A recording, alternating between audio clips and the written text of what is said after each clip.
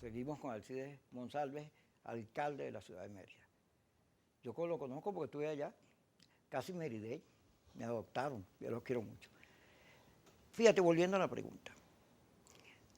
Maduro, una vez que logra sobrevivir a Trump y a toda la presión del G4 y el interinato, viéndose victorioso, va a la negociación y empieza a abrir juego, porque entiende que la reinstitucionalización del país al que le conviene más es a él. ¿Por qué? Porque en crisis, en conflicto permanente, en una situación como la estamos viendo, no tiene vida. Tienen que buscar salida, porque al final, como es con Chávez, con hambre y desempleo me resteo, eso no está en verdad. No, eso es falso. No, eso no es verdad. La gente quiere, ¿por qué tengo que vivir mal? Claro. ¿Por qué? ¿Qué he hecho yo? Además están las encuestas, la gente no quiere la política porque tiene que trabajar y tiene que vivir. Pero entonces, hubo un sector de la oposición que entendió, este va a buscar reinstitucionalización, quiere decir que podemos salir de los protectorados, que puede generarse alternabilidad, respeto a la Constitución y una elección transparente, que es lo que yo debo pedir para acompañarte en tu política, porque la política es conveniente para el país. Ese gasto, por supuesto, hay unos sectores, en Venezuela hay ahora derecha, una derecha, pues, y hay unos sectores muy reclasicistas, no, con el gobierno nada, no le hable a Maduro. Pero tienes 22 años en esa política. Y el resultado es que la guerra esta, la confrontación, tiene a la gente viviendo muy mal. Ahora, si hay la posibilidad de, un momentico, ok, nos dimos unas trompadas, nos hemos golpeado, nos hemos acusado, pero bueno, vamos a, como ha hecho todo el continente, a resolver nuestros asuntos por la vía de voto, porque además nosotros somos la democracia más vieja. Entonces vamos a resolver. Si hay esa posibilidad, tú deberías acompañar. Pero hay sectores que privilegian sus posiciones, sus manejos, sus acuerdos, antes que la gente. Y la gente se da cuenta. Te pongo eso ahí para que te metas en el análisis que me venías haciendo sobre este tema del gasto que se hizo, de las acusaciones, de las etiquetas, de cómo la oposición se canibalizó ella misma. Sí, mira, todo este proceso radical de canibalizarnos entre opositores se inicia el año pasado. El año pasado cuando un sector de dirigentes políticos decidimos ir por la vía electoral y otro sector estaba empeñado en que la abstención era el mecanismo ideal para salir de la situación del país, esperando a unos fulanos marines que ya estaban calentando motores, que ya tenían organizado todo para venir a Venezuela. La abstención ha sido dañina para todos los venezolanos.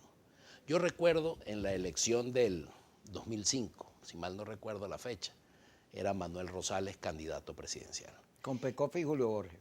Y mi partido decidió que no podíamos participar en ese proceso electoral. Así es. Y yo recuerdo, Kiko, que para aquel entonces mi madre me hizo una reflexión. Que se murió en estos días. Murió hace 22 días. Mi más sentido pésame. Agradecido. Me decía, hijo, no puedes dejar de votar porque tu partido te dijo no vote. Tú tienes que votar, tú tienes hijos, tú eres responsable de lo que le ocurra a tus hijos y del futuro de tus hijos. Tienes que ir a votar. Y en aquel entonces estábamos señalados de que los adecos que participáramos íbamos a ser expulsados. Estoy hablando de la elección de Manuel Rosales candidato presidencial. De igual manera pasó en la elección presidencial del año 2018. Todos los adecos que vayan a votar, tómele foto, envíelo por WhatsApp a un centro que iban a revisar, porque esos dirigentes de ADE iban a ser expulsados del partido por votar, tratando de imponer los criterios partidistas sobre los criterios constitucionales y los derechos que yo como ciudadano tengo. ¿Eso que nos trajo como consecuencia? En esas dos etapas, un Chávez presidente, un Nicolás Maduro presidente. Y pretenden que nosotros sigamos abriendo espacios. No participemos en las elecciones de concejales. Ahí está la mayoría de las cámaras en manos del chavismo. No participemos en la elección de legisladores. La mayoría de los consejos legislativos están en contra, son del partido de gobierno. ¿Qué logramos con eso? Hoy, en nuestra Cámara Municipal, que es en contra, tenemos un gran conflicto con la Cámara. Resulta que la semana pasada, Kiko, el gobierno nacional le envía a todas las alcaldías y gobernaciones, pero le envía el crédito adicional para el pago de nómina. Y el sobrante de ese pago de nómina va para el funcionamiento de la municipalidad. Resulta que los personajes de la Cámara Municipal, como están en campaña, decidieron no aprobar ese crédito adicional para que no le paguemos los sueldos de miseria que hoy ganan los empleados públicos, pero para que no honremos ese pago, producto de que ellos no quieren. Y ahora salen hoy con la fulana excusa de que es que hay una ordenanza que dice que a ellos hay que darle el 10%. El 10%. ¿A los concejales? A los concejales hay que darles el 10% de ese crédito adicional. En efecto, esa ordenanza existe. Pero escúchame, estamos hablando de quitarle el 10% del sueldo y salario de los trabajadores municipales para la Cámara, que en todo este periodo no han sido capaces de aprobar una ordenanza. ¿Cómo justifican ellos esa cantidad de recursos que se le ha dado? Y nosotros le damos el 10% del sobrante que corresponde al pago de empleados, incluidos los empleados de la Cámara Municipal. Pero ellos quieren el 10% de todo. Quieren todo. Y ese tipo de cámaras municipales y ese tipo de concejales es producto de la abstención. Entonces, una Cámara Municipal que no se compagina con la realidad, con un gobierno municipal, con una alcaldía que es proactiva, que es eficiente, que es honesta y que ha demostrado capacidad de gerencia. Y eso a los chavistas no les gusta. No les gusta y resulta que de nuestro lado, de los factores de oposición, buscamos los mecanismos para dañar a quienes creemos en la participación y de paso estamos haciendo gestión. Porque en medio de las dificultades, Kiko, nosotros estamos en contra del bloqueo. Estamos en contra del bloqueo. Pero yo estoy en contra del bloqueo por parte del gobierno nacional hacia las alcaldías opositoras y gobernaciones opositoras. O sea, el gobierno nacional le está haciendo a los alcaldes y a los gobernadores de oposición lo mismo que ellos critican le están haciendo a nivel global. Entonces, están tratando de implementar unas políticas que terminan afectando a esos factores de oposición. Y nosotros hemos sido rebeldes, Kiko. Hemos sido rebeldes, hemos ido avanzando, hemos ido cambiando el estilo de vida, en nuestro caso de los merideños. Hemos avanzado, hemos puesto luminaria, tenemos la ciudad limpia, hacemos bacheo, hacemos ornato y seguimos avanzando aún en medio de las dificultades. Y hoy nuestros propios factores de oposición entonces plantean la necesidad de ir separados, buscando entregarle a quienes quieren el retroceso de la ciudad. Vamos a ir al corte, así es, ya me hicieron señales. Pero yo tengo un chapa y yo veo todo lo que tú haces. Te puedes acusar de todo, pero de que no haces nada, no. Es como Duque, el alcalde de Chacao. Duque es un fao, ¿vale? Por cierto, ¿cómo estás tú con la fuerza vecinal cuando regresemos? Vamos al corte. Luis Monsalve con nosotros, alcalde de Mérida.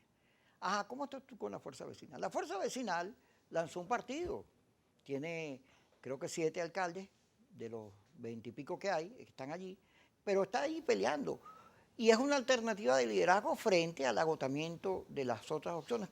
Tú no estás allí porque tú estás en ADE, pero ¿cómo ves la fuerza vecinal?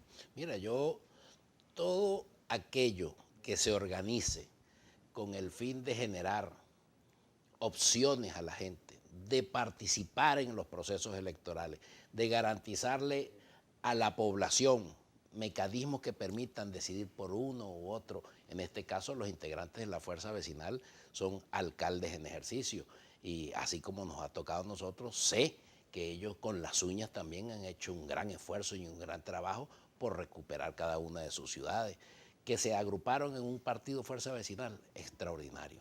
Lo importante es que esta organización entienda de que se debe buscar la integración con las otras fuerzas políticas, buscando tener a los mejores hombres y a las mejores mujeres como aspirantes y como factores de integración para hacer gestión y para garantizar un triunfo de los factores de oposición en las elecciones venideras del próximo 21 de noviembre. Yo abogo porque esa organización y cualquier otra organización entienda que unidos debemos trabajar en función de un proyecto país. Si alguna ciudad es joven y universitaria es Mérida. Yo vengo en una campaña Oye, no voy a cesar porque yo amo mucho mi universidad, la UCB, y conozco a la ULA bastante. Y todas nuestras universidades autónomas están saqueadas, golpeadas, sin presupuesto, pero además sujetas a una crisis compleja, porque el modelo de educación se está moviendo, lo movió la pandemia. ¿Cómo está la ULA? Cuéntame cómo Mira, la ves. lamentablemente Porque la Lester ULA, Lester me dice que él ha venido planteando esta misma discusión y aquello no se mueve, pero ni un milímetro. mira, lamentable la ULA es el reflejo de lo que se vive en el país. La ULA lamentablemente es una universidad que está paralizada, una universidad que viene en franco deterioro de todo lo que es su infraestructura, que es gigante. Recuerda aquella frase de Mariano Picón Salas, una universidad con una ciudad por dentro. Y en efecto, la Universidad de los Andes abarca muchos espacios del Estado que hacen que esa frase coja fuerza. Sin embargo, vemos hoy como los sueldos de miseria de los profesores universitarios. Vemos como los mecanismos para poder dar clases a distancia. Dice, mire, vamos a tratar de dar clases por internet. Entonces no hay internet, no hay luz y siempre hay algún factor de servicio que se interpone en la posibilidad de generar la educación. Hemos sostenido reuniones con distintas autoridades rectorales buscando que desde la alcaldía podamos prestarle el mayor apoyo posible porque la universidad es nuestra. La universidad forma parte de la idiosincrasia del merideño. La universidad es ícono de la educación venezolana. La Universidad de los Andes es orgullo de Mérida. Y ver cómo las políticas del Estado hacen que hoy la universidad venga en franco deterioro a nosotros nos preocupa. Hay muchas personas, aparte del profesor Lester, hay una gran cantidad de profesores que están preocupados por su universidad y que seguimos abogando, participamos no hace mucho en un consejo universitario convocado por el rector de la universidad, buscando que las distintas fuerzas vivas participemos, aportemos ideas y soluciones a la crisis que se vive dentro de la universidad. Y aspiro y espero que así como la alcaldía tiene la voluntad y la disposición, sé que también hay empresarios, hay egresados de la universidad. Bueno, tú viste que el gobierno anunció que va a tratar de meterse en la UCB para limpiar, arreglar todo eso. A mí me sorprendió porque la universidad está parada por un problema electoral. Sí. El liderazgo está sometido a una situación de indefinición sobre quiénes votan, porque hay distintos criterios. Pero si algún acuerdo hace falta en el país, la paz, los derechos humanos, la comida, también la educación. Y es fundamental para el desarrollo de los venezolanos.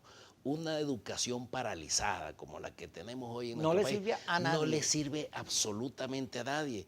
Y yo creo que es buscar esos detalles que pudieran unirnos, gobierno, oposición, distintos factores, donde podamos poner ese granito de arena que nos permita todos juntos solventar un problema que nos es común. En este caso, la educación.